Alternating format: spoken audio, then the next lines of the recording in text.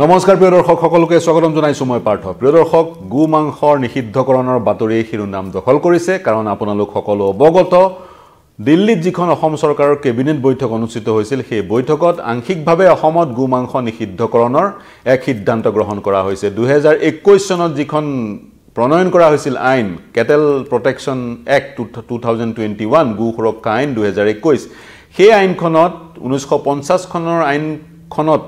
গু সুৰক্ষাৰ কাৰণে যিখিনি ব্যৱস্থা আছিল তাতকৈ অতিৰিক্ত ব্যৱস্থা আছিল আৰু আজি মুখ্যমন্ত্ৰীয়ে ঘোষণা কৰিলে আৰু অতিৰিক্ত কিছু নিয়ম গু সুৰক্ষাৰ দিশত গৰু সুৰক্ষাৰ দিশত বা কেটেল প্ৰিজাৰ্ভেশ্যনৰ দিশত অৰ্থাৎ আপোনালোক সকলো অৱগত ৰাজহুৱা স্থানত গু মাংস পৰিবেশন কৰিব নোৱাৰিব খাব নোৱাৰিব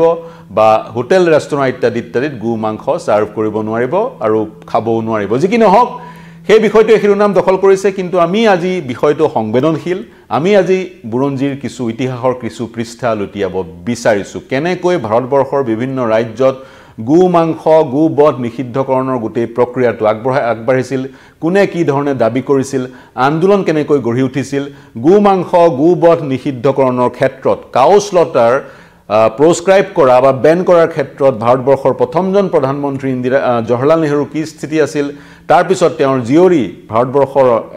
প্ৰধানমন্ত্ৰী ইন্দিৰা গান্ধীৰ কি স্থিতি আছিল সেই বিষয়ে কিছু আলোকপাত কৰিবলৈ প্ৰয়াস কৰিম কাৰণ আজি অৱকাশ পাইছো বিষয়টো সংবেদনশীল ইতিহাসৰ পৃষ্ঠাত ইতিহাসবিদ সকলে যি ধৰণে লিখিছে সেই ধৰণে কিছু বিশ্লেষণ আগবঢ়াবলৈ প্ৰয়াস কৰিম আৰু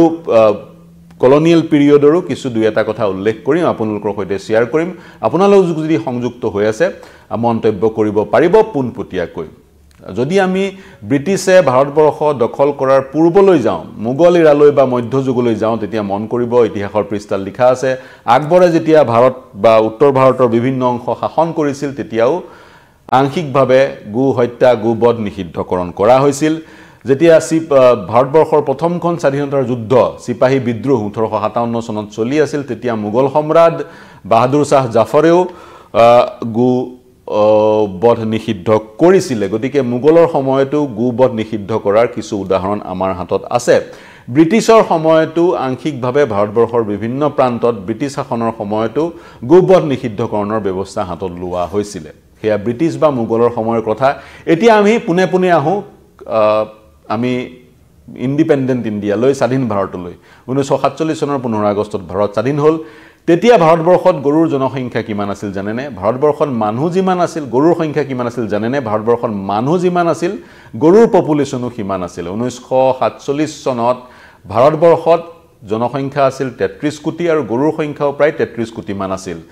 ফ্ৰীডম এট মিডনাইট নামৰ যিখন গ্ৰন্থ লেৰি কলিন্স আৰু ডমিনিক লেপিয়াৰৰ সেই গ্ৰন্থখন আপুনি যদি পঢ়িছে তাত উল্লেখ আছে গৰুৰ সংখ্যা আৰু সেই সময়ত যেহেতু ভাৰতবৰ্ষৰ অস্থিৰ অৱস্থা অচলা অৱস্থা চলি আছিল 47 চনৰ আশেপাশে চাগৈ সকলোতকৈ বেছিকৈ গৰু ৰাস্তাত দেখা পোৱা গৈছিল কাৰণ মানুহ যিমান আছিল গৰু সিমান আছিল লাইভ ষ্টকৰ যেটো ধাৰণাটো বিজ্ঞানসন্মত লাইভ ষ্টকৰ যেটো ধাৰণা সেই ধাৰণাই এক পূৰ্ণ পৰ্যায় বা মেচিউৰিটি লাভ কৰা নাছিল 1947 চনত গতিকে মানুহৰ সংখ্যা যিমান গৰুৰ সংখ্যাও সিমান আছিল তাৰ পিছত আহো 1955 চনলৈ আমি নেহেৰুৰ এখন ফটো সন্নিবিষ্ট কৰিছো নেহেৰুৰ পদত্যাগ বুলি লিখিছো গু বধক লৈ নেহেৰুৰ পদত্যাগৰ কি সম্পৰ্ক প্ৰথম কথা জনাব বিচাৰিছো আপোনালোকক বা আপোনালোক অৱগত চাগৈ যেতিয়া সংবিধান সদনত কনস্টিটিউচনেল ডিবেট চলি আছিল কনস্টিটিউচনখন কি ধৰণৰ হ'ব সংবিধানখন প্ৰণয়ন কৰাৰ পূৰ্বে সংবিধান সদন বা কনস্টিটিউয়েন্ট এছেম্বলিত ডিবেট চলি আছিল তেতিয়াও গু বধ নিষিদ্ধকৰণৰ প্ৰসংগটো উল্লেখ আছিল কোনে উল্লেখ কৰিছিল উল্লেখ কৰা অন্যতম এজন ব্যক্তি হৈছে কনস্টিটিউয়েন্ট এছেম্বলিৰ সদস্য সেঠ গোবিন্দ দাসে গু বধ নিষিদ্ধকৰণৰ পোষকতা কৰিছিল তেওঁ কৈছিল গু বধ নিষিদ্ধকৰণৰ বিষয়টো সংবিধানত সন্নিবিষ্ট হৈ হ'ব লাগে কাৰণ গু বধৰ লগত জড়িত হৈ আছে ভাৰতবৰ্ষৰ সমাজনীতি ভাৰতবৰ্ষৰ অৰ্থনীতি আৰু সমান্তৰালকৈ ভাৰতবৰ্ষৰ ৰিলিজিয়াছ যেটো সেন্টিমেন্ট কাৰণ আপোনালোক সকলোৱে জানে হিন্দুসকলৰ কাৰণে গৰু এটা উপাস্য দেৱতা গু বধ কৰাটো এক ধৰণৰ পাপ বুলি হিন্দুসকলে গণ্য কৰে ধাৰ্মিক যিবোৰ ৰিলিজন হিন্দু বা শিখ বা আন ধৰ্মৰ লোকসকলে গু বধ এক প্ৰকাৰ পাপ বুলি গণ্য কৰে বা যিসমূহ এব্ৰাহামিক ৰিলিজন খ্ৰীষ্টিয়ানিটি বা ইছলাম সেই ধৰ্মত গু মাংস ভক্ষণ কৰিব পৰা যায় গতিকে যেহেতু ভাৰতবৰ্ষত বুজন সংখ্যক গৰিষ্ঠ সংখ্যক হিন্দু ধৰ্মৰ লোক গতিকে তেওঁলোকৰ ৰিলিজিয়াছ সেন্টিমেন্টটো যাতে হাৰ্ট নহয় সেই কথালৈ লক্ষ্য ৰাখি সংবিধান সদনতে শেঠ গোবিন্দ নাছে গোবধ নিষিদ্ধকৰণৰ প্ৰসংগ উত্থাপন কৰি সংবিধানত সেই কথা সন্নিবিষ্ট কৰিবলৈ কৈছিলে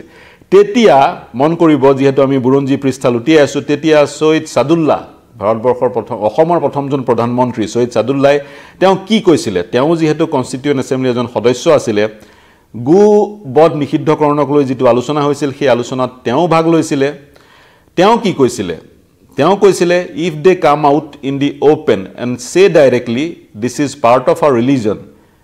the cow should be protected from slaughter and therefore we want its provision either in the fundamental rights or directive principles but those who put it on the economic front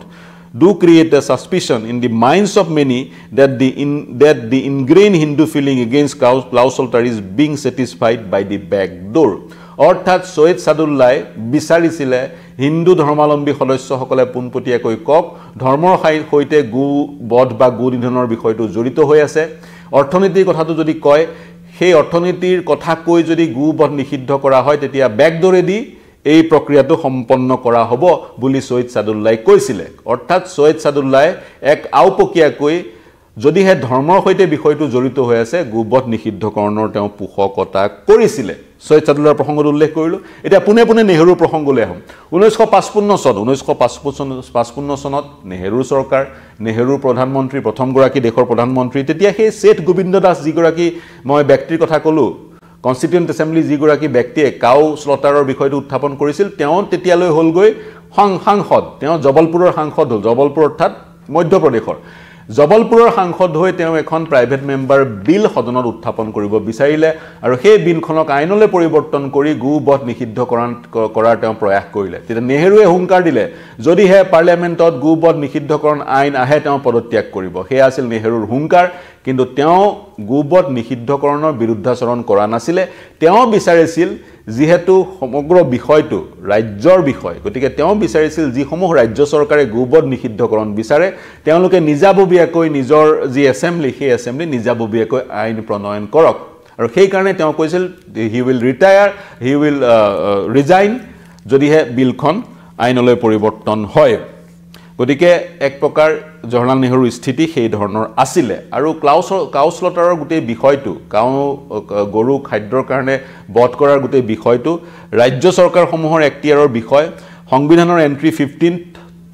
15ৰ ষষ্ঠম অনুসূচিত স্পষ্টকৈ উল্লেখ আছে আৰু সেই সংবিধান প্ৰদত্ত সেই নিয়ম অনুসাৰে ভাৰতবৰ্ষত প্ৰায় 20খন ৰাজ্যত আংশিকভাৱে বা সম্পূৰ্ণভাৱে গোবধ নিষিদ্ধ আংশিকভাৱে নিষিদ্ধ অসমত ইতিমধ্যে 2021 চনত কেটেল প্ৰটেকচন এক্ট এখন আহিছিল 1950 চনতে এখন এক্ট আছিল সেই এক্টখনতো আংশিকভাৱে গোবধ নিষিদ্ধ কৰা হৈছিল বিভিন্ন নিয়ম অনা হৈছিল 1950 চনৰ সেই আইনখন গো সুৰক্ষাৰ কাৰণে পৰ্যাপ্ত নহয় বুলি হিমন্ত বিশ্ব শৰ্মাৰ চৰকাৰে 2021 চনত পুনৰ আইন আনিলে আইন আনি কি কৰিলে যিসমূহ হিন্দু অধ্যুষিত অঞ্চল সেই অঞ্চলসমূহৰ 5 কিলোমিটাৰ ব্যাসাৰ্ধত গো কাউ স্লটাৰ কৰিব নোৱাৰিব বা য'ত মন্দিৰ আছে বা অনা মুছলমান লোকসকলৰ উপাসনা স্থলী আছে সেই স্থলীৰ 5 কিলোমিটাৰ ব্যাসাৰ্ধত কাউ স্লটাৰ সম্পন্ন কৰিব নোৱাৰিব 21 চনৰ সেইখন আইন আছিল আৰু আজি কেবিনেট সিদ্ধান্ত গ্ৰহণ কৰা হ'ল ৰাজহুৱাভাৱে গো ভক্ষণ কৰিব নোৱাৰিব ৰেষ্টুৰাত গো ভক্ষণ কৰিব নোৱাৰিব বা পৰিবেশন কৰিব নোৱাৰিব সাৰ্ভ কৰিব নোৱাৰিব যি কি নহওক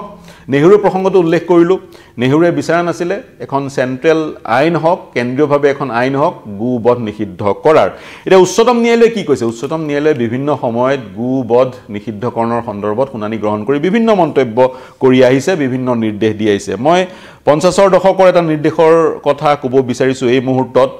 50ৰ দশকতে যেতিয়া এক শুনানি উচ্চতম ন্যায়ালয়ে গ্ৰহণ কৰিছিল তেতিয়া উচ্চতম ন্যায়ালয়ে কৈছিল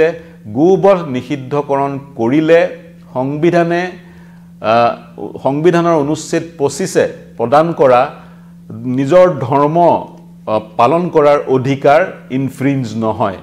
উলংঘা নহয় মই পুনৰ কৈছো কি কলে সংবিধানে গোবধ যদি গোবধ বা গো ভক্ষণ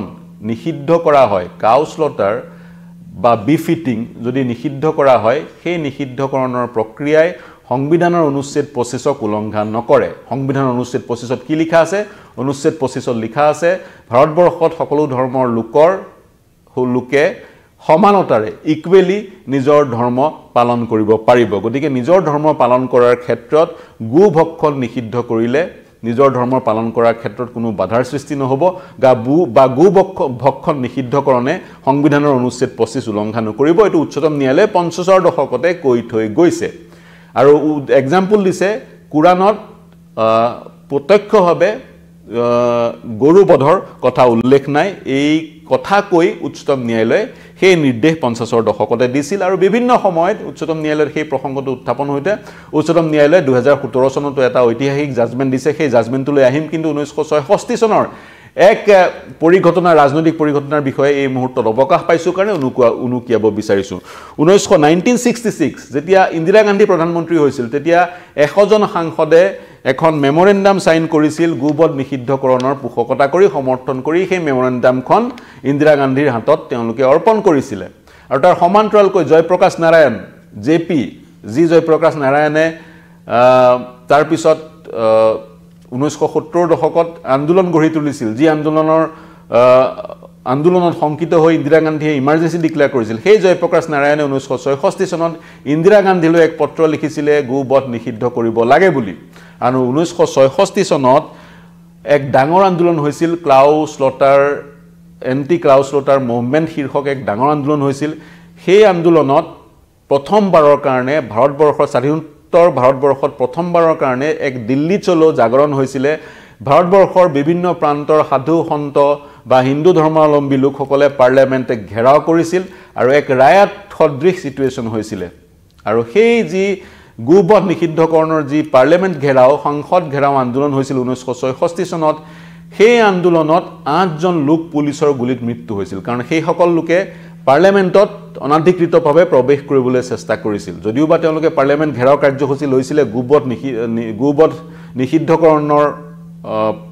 নিষিদ্ধকৰণ কৰিবলৈ কিন্তু এক অৰাজকতাৰ সৃষ্টি হৈছিল অচলা অৱস্থাৰ সৃষ্টি হৈছিল আৰু শান্তি বাহাল ৰাখিবলৈ দিল্লী আৰক্ষীয়ে ওপেন ফায়াৰ কৰিবলগীয়া হৈছিল আৰু সেই ওপেন ফায়াৰত 8 জন প্ৰতিবাদকাৰীৰ মৃত্যু হৈছিল কিন্তু তাৰ পিছতো ইন্দিৰা গান্ধীৰ পৃষ্ঠপোষকতাত কেন্দ্ৰীয়ভাৱে গো সুৰক্ষা আইন কেন্দ্ৰীয়ভাৱে প্ৰণয়ন কৰা হোৱা নাছিল কিন্তু 50ৰ দশকতে উত্তৰ প্ৰদেশ মধ্য প্ৰদেশ বা আন ৰাজ্যই বা অসমৰ বেলিকাও কাও প্ৰটেকচন কেটেল প্ৰটেকচন এক্ট 1950 অসমৰ বেলিকাও 1950ৰ দশকতে গো সুৰক্ষা আইন অনা হৈছিল এতিয়া সংবিধানত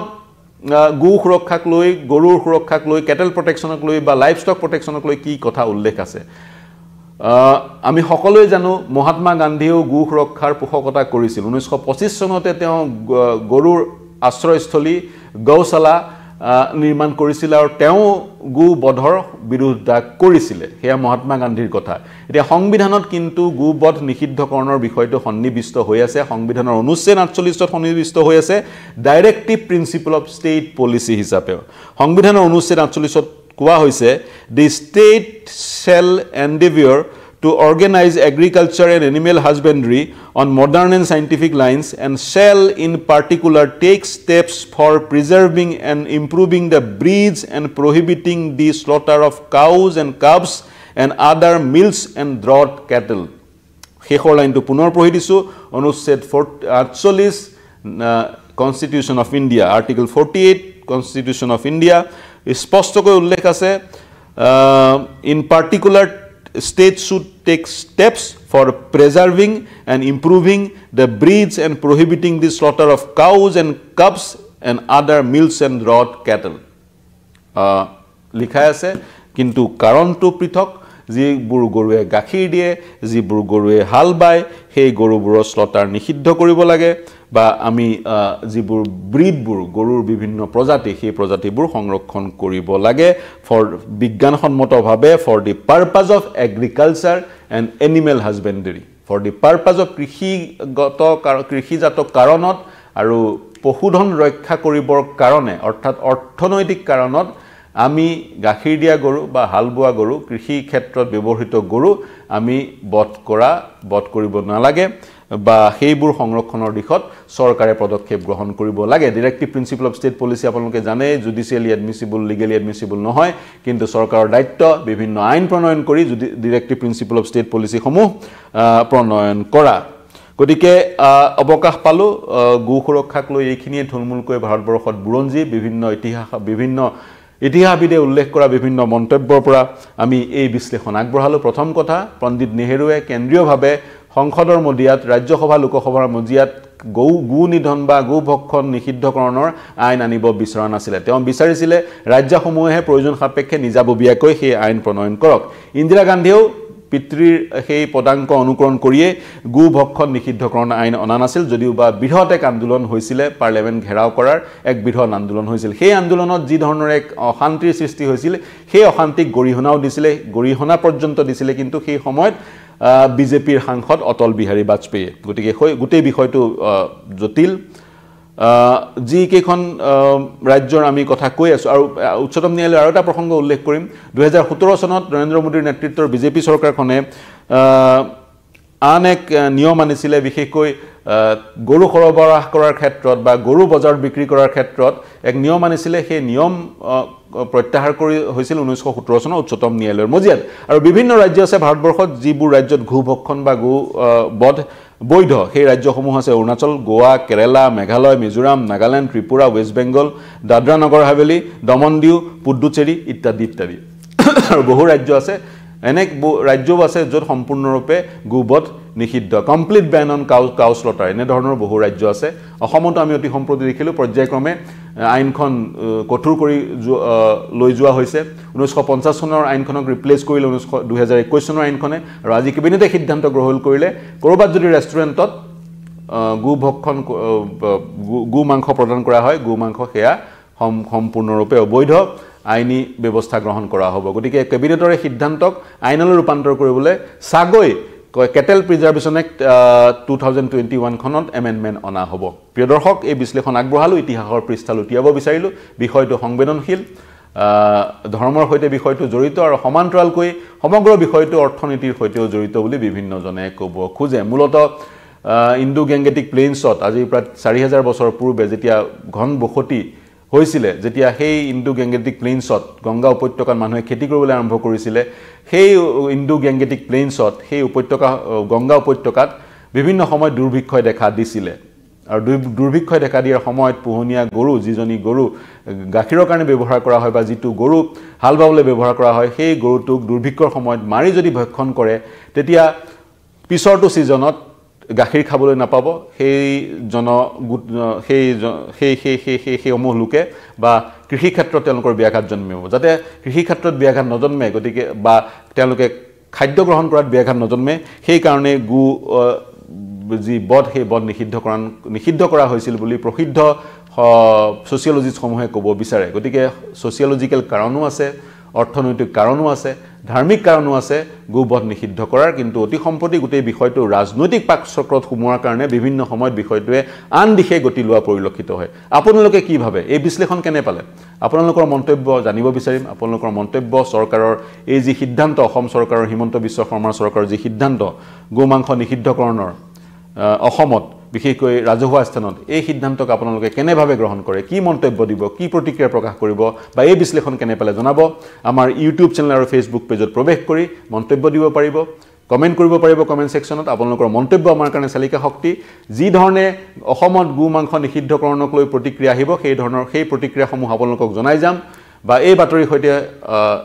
ৰিলেটেড যিকোনো বিশ্লেষণ আমাৰ সন্মুখলৈ আহিলে আমি আপোনালোকক জনাই যাম কেৱল এই বাতৰিয়ে নহয় দেশ বিশ্ব ৰাজ্যৰ সকলো বাতৰিৰ কাৰণে চাই থাকিব নিউজ 18 অসম নৰ্থ ইষ্ট ধন্যবাদ